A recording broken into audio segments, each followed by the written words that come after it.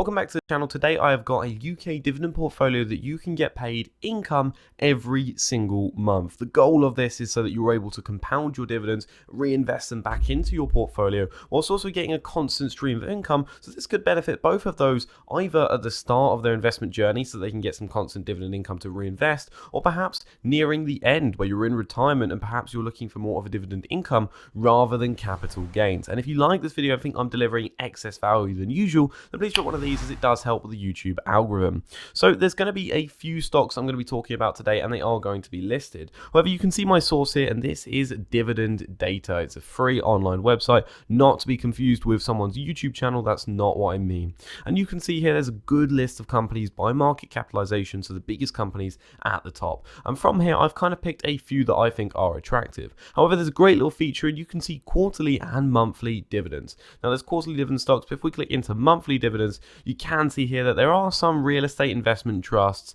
a couple oil and gas AIM stocks, and then mainly fixed income. Now I wouldn't recommend really looking too much in the monthly dividend stocks. I think there is a drawback with these kind of companies, or in these cases a lot of them are fixed income or investment trusts in which they can get away with it. But if a company is paying a monthly dividend income, it does impact their cash flow almost to a detriment, where I think actually it's more balanced to be paying quarterly or even biannually. Now necessarily, just because they're paying every single month, it doesn't mean they're going to be the best dividend investment for an investor. And it might just mean actually that because they're paying every single month, they're not able to grow as much because they're needing that excess profit or earnings to use in the business. So that's where there could be a catch here. That said, I think there's a good balance with quarterly dividends in the UK. Now on the list here, we've got probably about 8 companies on the FTSE 100. We've got Unilever, British American Tobacco, GlaxoSmithKline, Imperial Brands, BP, Shell, and then we've also got in the FTSE 250, Games Workshop Group, Diversified Energy Company, Tritax, Eurobox, GBP, and there's a few in the small cap, notable ones being XP Power, another notable one being Greencoat Renewables, which is on AIM, and perhaps that's it. But there's certainly some opportunities here to be looking at if you are looking to get a very high frequency dividend portfolio. I've personally selected a few here.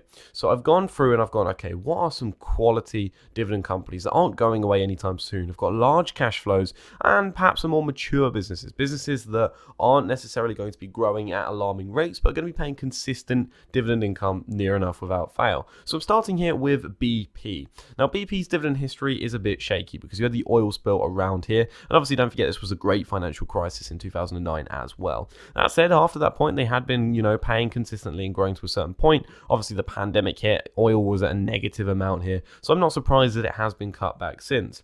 That said, at BP's current share price, they've still got quite an attractive dividend yield, and the dividend yield at the moment for BP is about 4.27%. Now they pay quarterly, as will the rest of them on this list, and they pay quarterly, so they're getting paid in March, June, September and December. Now BP and I believe Shell here can be interchanged because I do think they have very similar payment dates in terms of months. So there's potentially a trade-off here. If you prefer one company or the other, you could select that's for sure. Now we can see here, and there's a great little calculator on Dividend Data, that if you held 1,000 shares of BP, and that is worth about £5,200, you'd be getting about £50 a quarter, which is decent going and decent income. Now, the next stock on the list is GlaxoSmithKline. GlaxoSmithKline currently have a yield of 3.89. Now, this would be a good compounder because really it's going to be, again, throwing out some good cash flow, but there's going to be a drawback to some of these investments I'm going to mention later in the video. Now, you will notice that it has been cut, and I believe this is due to the fact that they had a company split between GSK and then the other part of it became Haleon, which was like the consumer goods company. So I'm not surprised that that has been reduced somewhat, and so that uncertainty may also be reflected in the share price, and GSK is perhaps a little bit beyond my understanding. That said, if you can wrap your head around GSK, the way the business works, then it is a company that has been around for a long time and will likely pay a consistent dividend. You can see over time the dividend yield has remained stable, and actually if you look at the share price, this is where the drawback is. You go back 5 years, the shares are relatively volatile, but overall about flat, up 13.91% over 5 years. Now if you draw back even further, you can really see how much it hasn't changed overall. So with some of these investments, especially those in the FTSE 100, you're looking at these higher yields. Sure, you might be getting 4, 5, 6, 7% per year, but the downside to this is that obviously they're not getting much in terms of capital growth. That said, if you're reinvesting these dividends into other stocks, then perhaps there's an advantage to that and you can make more income from it. Now, the next stock on the list is British American Tobacco. Now, they have got a good dividend history. They've grown it pretty much every single year without fail. And you might go, oh, what happened in 2017? This is simply because they changed their dividend payment frequency. It wasn't actually a cut. It's just because of the way it looks on the graph. Now, they've been growing about 5% per year, so that's pretty steady growth. And their dividend yield is very high from memory. Their dividend yield, I think, is about 7.02%. And you can see that it's paid in May, August, November, and February. I forgot to mention for GSK that it's paid in July, October, January, and April. So when you combine these three stocks into a portfolio, you have monthly dividend income. However, I would suggest going a bit further than that because there is a trade-off. If you want dividends to be paid on a monthly basis or in specific dates, you're focusing now on companies that pay in these dates, rather than focusing on quality companies that could generate good shareholder returns over the longer term. So I would personally suggest looking towards, or I personally would look towards adding further diversification into the investment. Again, I've picked out 3 companies, but this doesn't give you great diversification, and perhaps a good strategy would be going, okay, what companies have we got available? What have got good dividend track records? Again, on dividend data here, I can go to dividend history. I could filter by years of consecutive dividend growth. I can find some very quality companies. I might go, oh, actually, I'm very interested in adding Diageo to the portfolio. I look at this, they've got a phenomenal dividend history over the last, well, since the start of the chart here. The dividend yield's a bit on the lower side at 2.22%. That said, I think it's an attractive company. It pays in October and April. Great. That could be some more dividend income there, and it's diversifying the portfolio and also increasing the number of payments. Sure, if you're investing some in Diageo at a lower yield, you're going to get a lower dividend payment in your quarterly dividend payers. But again, it really depends on what you're looking for. Especially if you're nearing retirement, perhaps then there's a balance where you're just like, okay, I have a lot of fixed income, but I'd also like some high yielders. If you've got a high fixed income diversified global ETF where you're invested in the global stock market, and then you've got, these 3 high yield dividend payers, let's say Legal and General, that's at 7%, British American Tobacco, that's at 7%, and let's say National Grid, which is about 5-6%, I think, then you've got, there you go, a little trifecta of companies that are paying chunky dividend yields that you can get decent dividend income from. And then you've also got your fixed income to really help you pass through. But again, this is the trade-off. If you're looking primarily for these high frequency dividend stocks, you're going to be trading off in quality. I really think a good quality company here is Halma. Halma have had a phenomenal track record of growing their dividend over a period of time. About 7% per year, but at the lowest, it's at least 5%.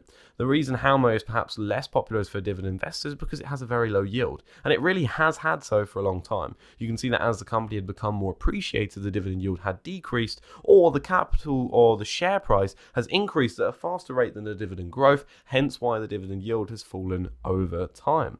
But again, when we go back to some of the companies on the list, let's go on to BP. Let's look at their balance sheet on Simply Wall Street here. Let's just drag this along. This is BP's balance sheet. You can see here that they've got quite a nice balance sheet. It's not amazing, but it's nice. They've got 29 billion in cash. They've got 46 in debt. So yeah, it's again not the best balance sheet, but when you look at their past performance as well, it's probably not a good example using BP. So we're going to look at free cash flow here. It's been shaky at best. Let me look at something like, let's use British American Tobacco. I think that's a bit fairer because they're going to have more of a predictable earnings. And here we go. We can see that revenue is pretty much constant over this time.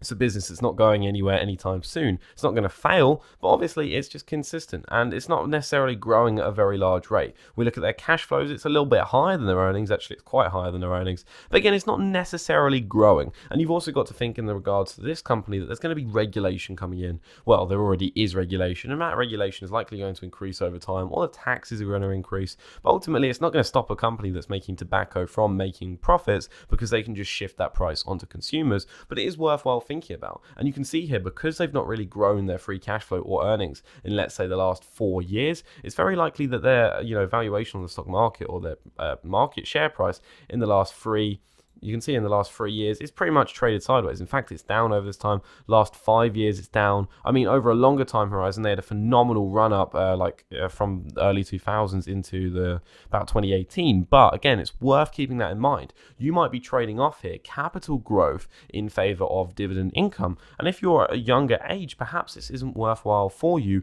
as an investor.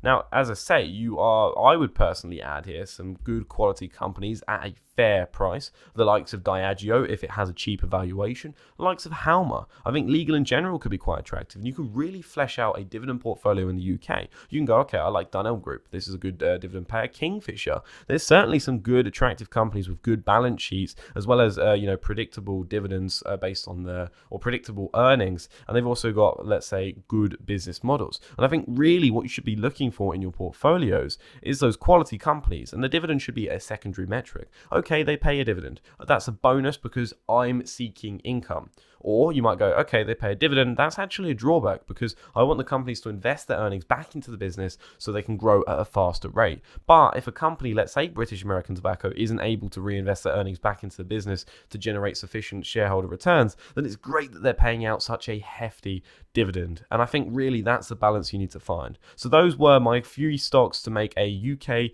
dividend portfolio with monthly dividend payments. If you like this video, then definitely check out how to make £10 a month in dividend income at the card at the top right of the video. Thank you for watching. Have a fantastic day.